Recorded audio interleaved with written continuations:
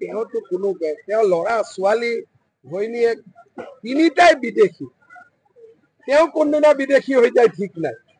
গতিকে তেওঁৰ ওপৰত কমেণ্ট ল'বই নালাগে। ঘৰৰ এজনটো তেওঁৰ পাৰ্টিত থাকিব লাগে। যদি ইংলিছ ব্ৰিটেইন আৰু ভাৰতৰ মাজত ক্ৰিকেট খেল হয়, তেওঁ কাক ছাপোৰ্ট কৰিব? তিনিটাইতো ব্ৰিটিছক ছাপোৰ্ট কৰিব। ব্ৰিটেইনে জালিয়ানাবাগ কৰিছিল নে নাই? ব্ৰিটেইনে পথৰুঘাট কৰিছিল নে নাই? গতিকে অন্ততঃ সৰু বয়সতে ব্ৰিটিছ চিটিজেনশ্বিপটো দিব নালাগিছিল।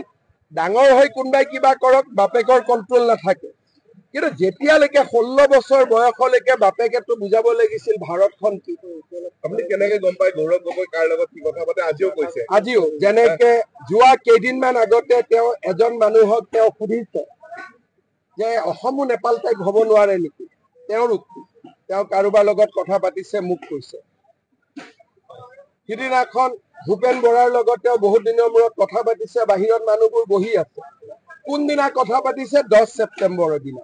বাহিৰত বহি থকা মানুহকেইজনে মোক ডাঁৰৰ বাতৰি দাঁৰে দি আছে। ইমান দিন সভাপতি ভঙাৰ পিছত কিন্তু ভূপেন বৰাক এদিনো মাতা নাছিল। এইকেইদিনো ক'ত কি ব্যৱস্থা কৰি আছে ডিকি দত্তৰ জৰিয়তে তাকো মই জানো, কিন্তু মই একো কৰা নাই। ঠিক আছে, কংগ্ৰেছ দলত আপোনাৰ কিমান মান এজেণ্ট আছে এইটো হ'লে জানিব পৰা? 90 আৰু 10। 90 কাৰ? 90 মোৰ। কংগ্ৰেছৰ পৰা ত্যাগ কৰি তেওঁ UPPL দলত যোগদান কৰিছে। কংগ্ৰেছত এনি টাইম 90 জন মানুহ মোৰ থাকিব।